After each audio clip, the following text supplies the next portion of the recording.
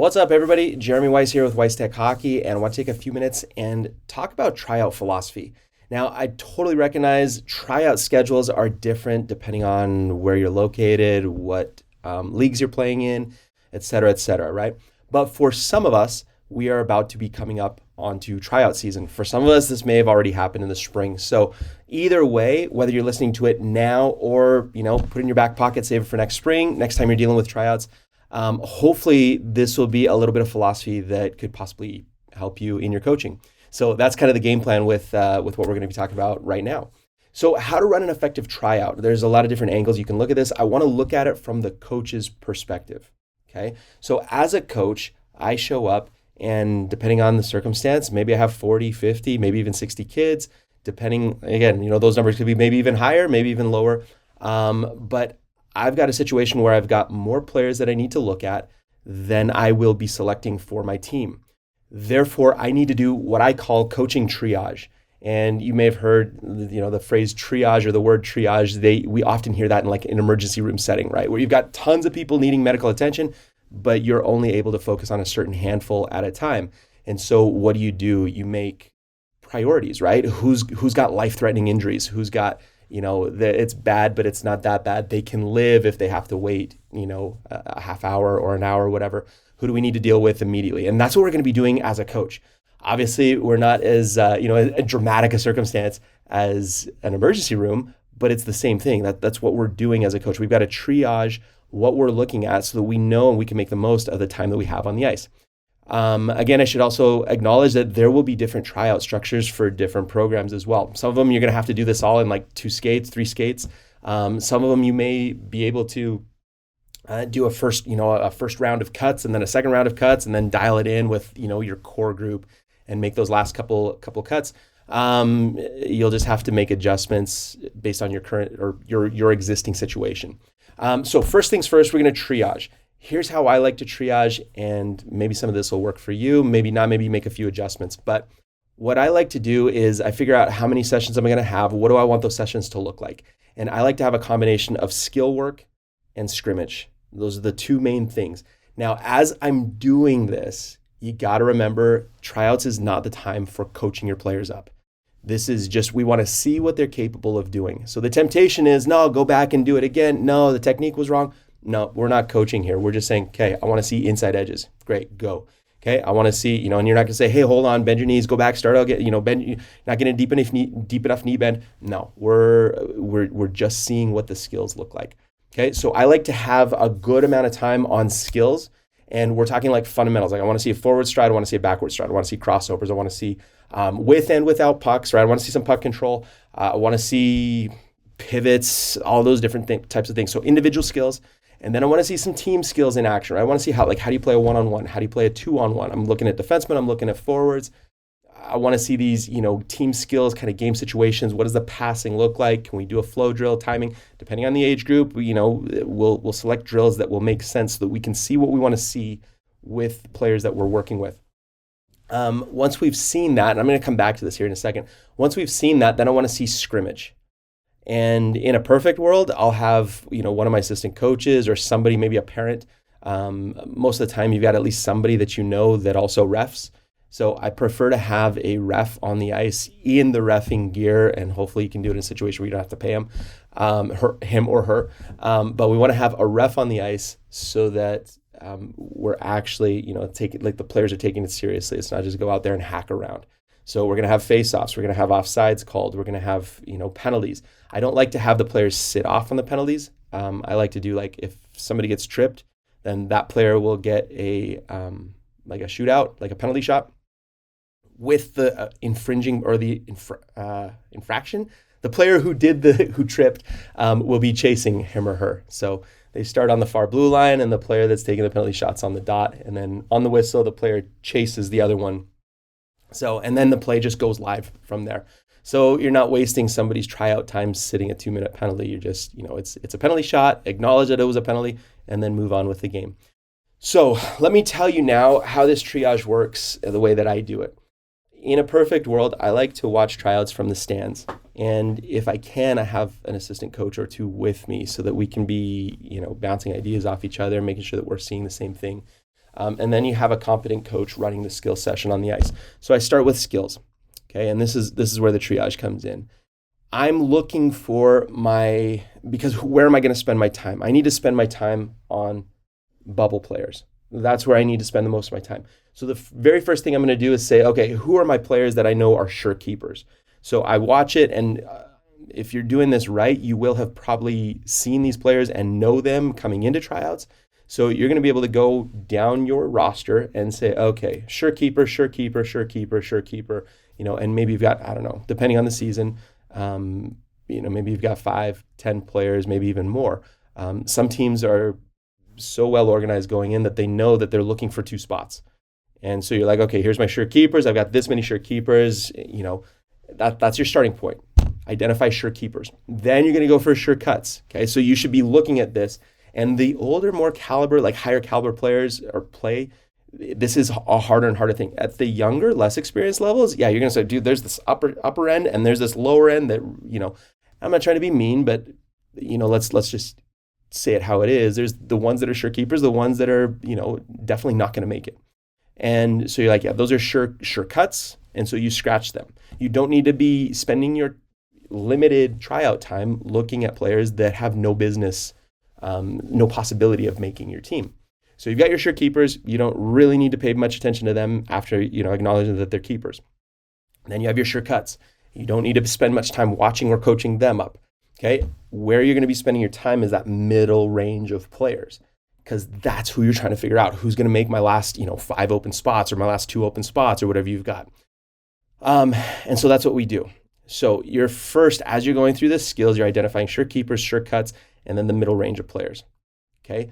Then, depending on how fast you go, like once you've got that list established, then you're going to spend the rest of the trials trying to decide, was I right? Okay. How was my initial assessment accurate? Is this player indeed a sure keeper?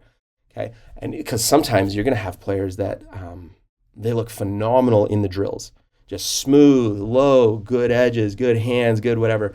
But then you put them in a game situation, sometimes they fade away, right? We see this especially when it starts getting into body checking age groups, where it's like, yeah, they do really, really well when there's no contact. But as soon as somebody's laying a shoulder on them, they fade. They don't like that contact. And so, so we're going to be looking for that. Are there any? So first of all, establish your list. Second step of this triage process is, was I accurate? Okay, is there anybody that looked really good that's fading as we get into the drills? Or is there anybody, and it can go the opposite way too, are there any of these guys that I kind of figured were middle range, but once we get in a game situation, they're gamers? And these are the guys that love to compete. And yeah, their stride may be a little bit ugly, but man, they make up for it in tenacity and in grit and aggressiveness. And so that's where you're, starting to make your adjustments. So I like to make my initial assessment based on skills. And then as we move into the scrimmage process or the scrimmage portion of the tryout, then I'm just testing myself out. Like, okay, great. How good do they look? Is this accurate based on what I thought my initial assessment was?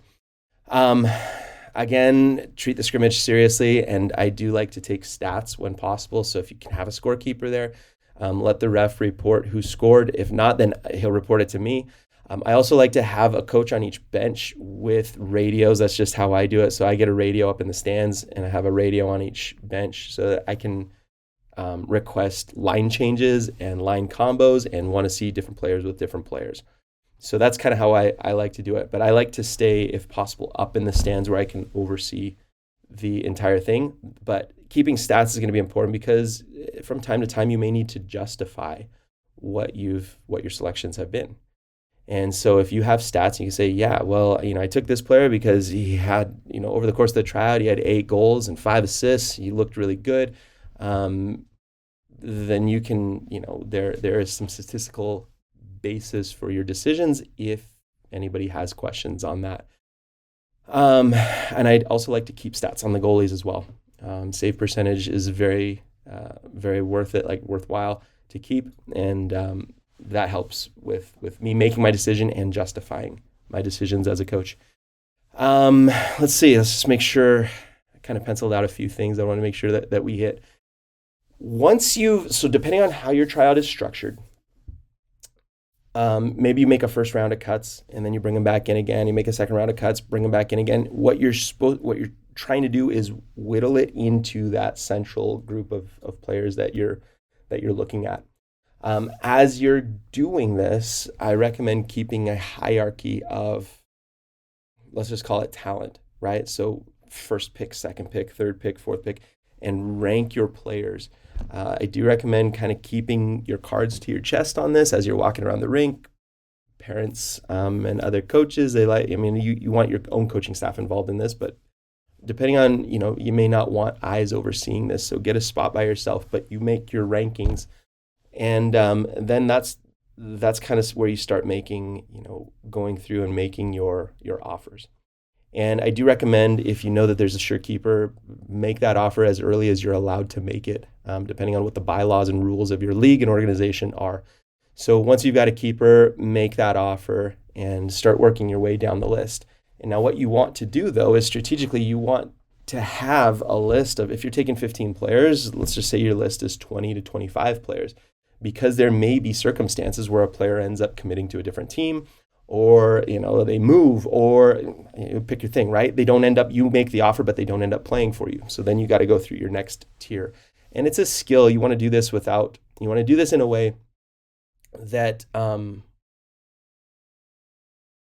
I try not to make players feel like they're a second pick, right? Like, I'd rather have this player, but he said no, so I'm picking you instead. So that's where I'm like, kind of keep it confidential. Just tell the parents, hey, we're working through this process. It's going to take a minute as the dust settles because there's many different tryouts going on. And so we're working our way through the list and making offers as we go. And that's that. So that's the triage process, is we're looking at it, picking off our sure keepers, picking off our sure scratches, and then really focusing our energy and our attention on that middle group, making offers as we go. And then hopefully by the time all is said and done, you've got a good group of players, the ones that you're wanting to work with. And you've done it in a way that's as efficient as possible and as fair as possible, and with the ability to defend your position if you feel like you need to. If there's a parent that has questions, or if the organization has questions, if anybody has questions, you can hopefully look at your stat sheet and say, hey, look, A, I saw that, Johnny did this, this, and this, but B, look at the stats, and C, I know what we've got with our other players, and Johnny's going to be the right fit chemistry-wise as well. And doing that, hopefully that makes it so that by the end of the day, you've got the team that you want, and you can move forward into the season knowing that you've done your due diligence.